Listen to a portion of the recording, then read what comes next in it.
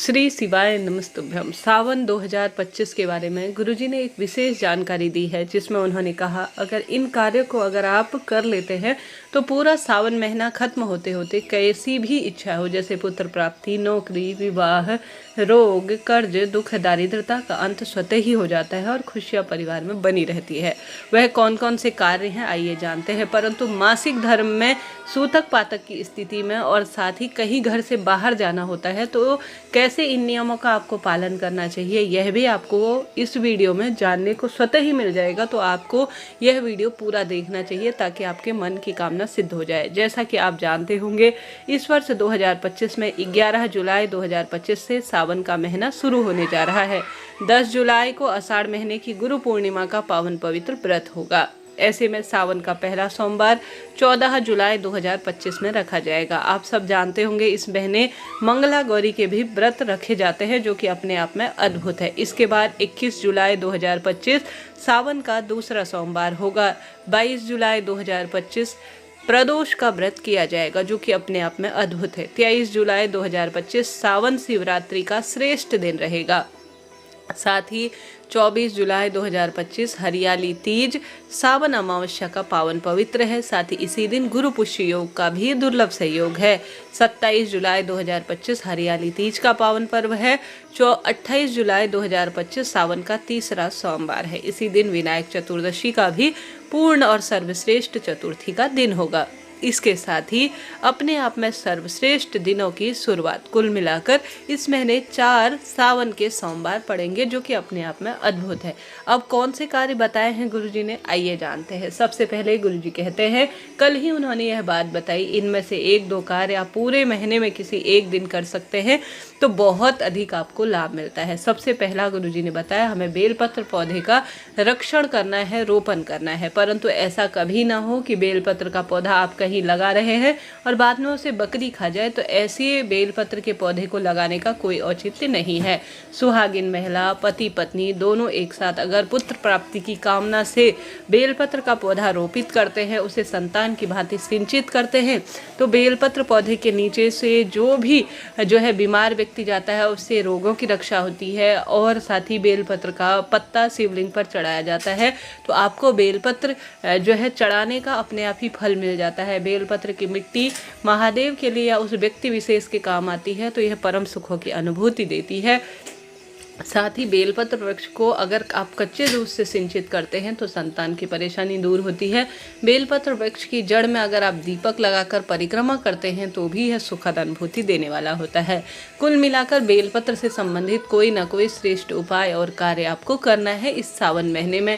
इसमें सबसे पहला काम है बेलपत्र पौधे को लगाना। अपने घर पर या किसी मंदिर प्रांगण में आपको बेलपत्र का पौधा जरूर लगाना है। अब लगाने से काम नहीं चलेगा, आपको इसे बहुत अच्छे तरीके से संतान की भांति पोषित करना है। कोई भी व्यक्ति बेलपत्र का पौधा लगा सकता है, बच्चे, बड़े, बूढ़े व्यक्ति अपने जीवन में हर कार्य सिद्ध हो इसके लिए, और बाद में मोक्ष की प्राप्ति हो इसके लिए भी, और पितृदोष भी इससे स्वयं ही कट जाता है। सावन महीने में सबसे पहला और सबसे श्रेष्ठ और सबसे उत्तम काम आपको यही करना है, क्योंकि इस सावन महीने में पौधे बहुत जल्दी संचित होते हैं और इसका बहुत अधिक सुख हमें कुंडली में नवग्रहों की दशा इससे मजबूत होती है। महादेव प्रसन्न होते हैं, पितृदेवता प्रसन्न होते हैं, हमारे कुल देवी देवता स्वतः ही प्रसन्न होकर हमारे जीवन में खुशियों की बरसात करते हैं। यह पहला काम करना है।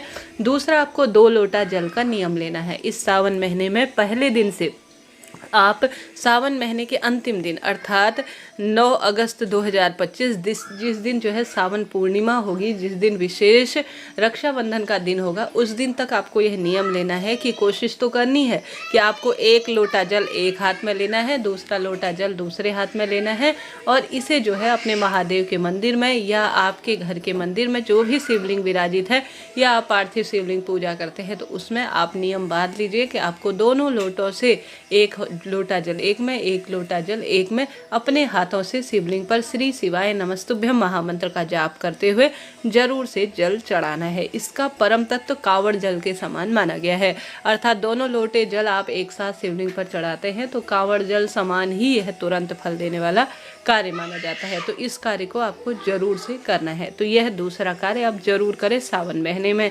अब बात कर लेते हैं एक बेलपत्र तोड़ने से संबंधित नियम के बारे में। गुरुजी जैसे कि हम सभी को हमेशा कहते हैं कि बेलपत्र, इस बार उन्होंने एक विशेष जानकारी दी कि जब आप बेलपत्र तोड़ेंगे तो आवश्यक रूप से ओम नमः शिवाय इस मंत्र का जाप करें। एक बार आपने जो है जब बेलपत्र पेड़ से अलग करेंगे तब आप सभी को ओम नमः शिवाय बोलना है। जब बेलपत्र की डंडी आप सभी जैसे शिवलिंग पर चढ़ाते हैं उस समय डांड अगर आप तोड़ते हैं तब भी आपको ओम नमः शिवाय इस मंत्र का जाप करना है। बेलपत्र शिवलिंग पर चढ़ाते हुए भी आप ओम नमः शिवाय जरूर बोलें। इससे शिव मंत्र गुरुजी कहते हैं सिद्ध हो जाता है और आपको बेलपत्र तोड़ने का कोई दोष नहीं लगता है। और आप सभी अगर यह मनोकामना कहते हुए कि हे महादेव के ही स्वरूप बेलपत्र, हे माँ गौरी मेरे साथ आप चले और मेरे दुखों का निवारण करें, ऐसी प्रार्थना करते हुए शिव मंदिर में बेलपत्र चढ़ाते हैं, नमः शिवाय ओम मंत्र का ज़्यादा से ज़्यादा जाप करते हुए, तो आपके कार्य सिद्ध हो जाते हैं।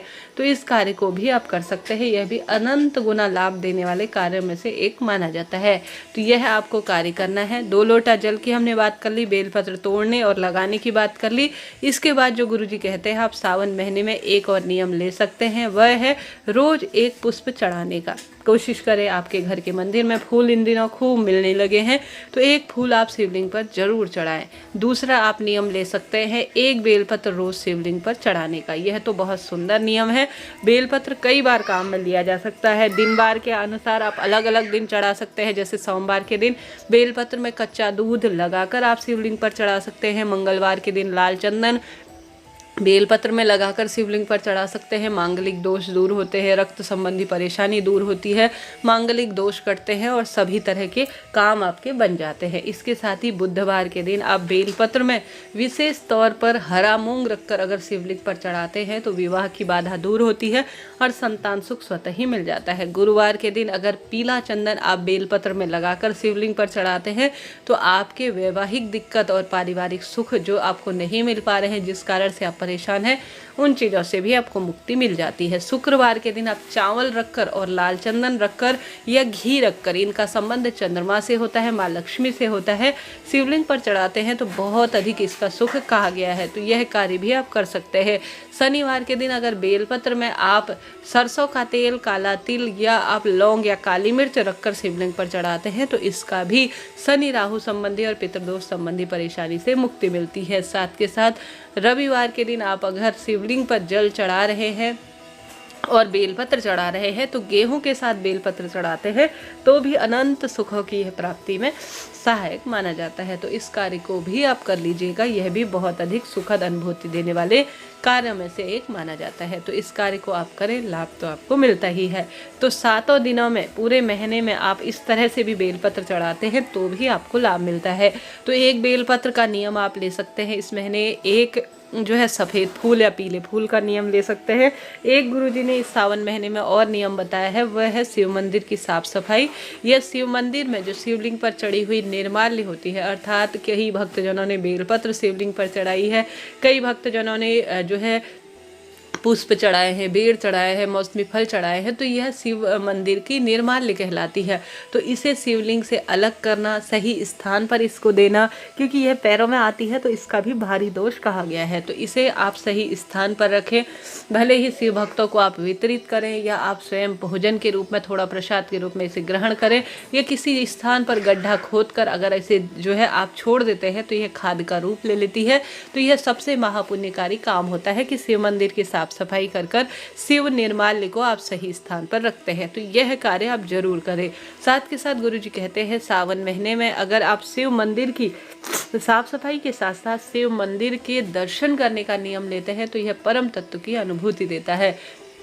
अगर शिव मंदिर की जो है आप दर्शन नहीं कर सकते हैं तो आते जाते आप प्रभु का नाम मंत्र स्मरण करते हुए शिव मंदिर के शिखर दर्शन करते हैं और भगवान के नाम जाप को प्राथमिकता देते हैं तो यह आपके कार्य की सिद्धि के लिए बहुत सुंदर उपाय कहा गया है। तो इस कार्य को भी आप कर सकते हैं, यह भी लाभ ही लाभ देने वाला होता है। तो इन कार्यों का आप नियम ले सकते हैं। हालांकि कार्य तो कई हैं, जैसे कि पिछले साल की कथा में गुरुजी ने कहा है पूरे सावन महीने में आप यह नियम ले सकते हैं कि 108 दाने शिवलिंग पर चढ़ाए चढ़ाएंगे। 108 आप फूलों से शिवलिंग का श्रृंगार करेंगे। पूरे महीने पार्थिव शिवलिंग का पूजन करेंगे। यह अलग अलग नियम है, यह जो अलग अलग तरीके से किए जाते हैं। अब प्रश्न आता है कि मासिक धर्म की स्थिति में हमारा नियम टूट जाता है तो हम क्या करें। तो ऐसे में देखिए, मासिक धर्म तो अपने हाथ में है ही नहीं। आप जितने दिन कर पाए, जितना दिन कर पाते हैं, जितना स्वरूप में कर पाते हैं, जिस तरह से कर सकते हैं, जितना आपके हाथ में है उतना आप कर सकते हैं। जितने दिनों के लिए आपको कहीं बाहर जाना है, ये मासिक धर्म की 5-7 दिन नियम में आप बद्ध जाते हैं तो आप वहीं पर रुक जाइए। कोई चिंता टेंशन की बात नहीं। मानसिक रूप से आप स्मरण करें कि मैं शिवलिंग पर 108 हरा मूंग चढ़ा रही हूँ, 108 बेलपत्र चढ़ा रही हूँ, या जो तुमने नियम लेने का प्रयत्न किया था वह पूर्ण करने के लिए आप मन ही मन स्मरण कर सकते हैं। या अपने स्थान पर आप अन्य लोगों की मदद ले सकते हैं। घर का कोई अन्य सदस्य है, उनसे कहिए कि आप मेरे स्थान पर इन कार्यों को कर दीजिए, तो वह व्यक्ति भी कर देंगे, तो आपको उसका फल स्वतः ही मिल जाएगा। हर हर महादेव। जय श्री शंभू।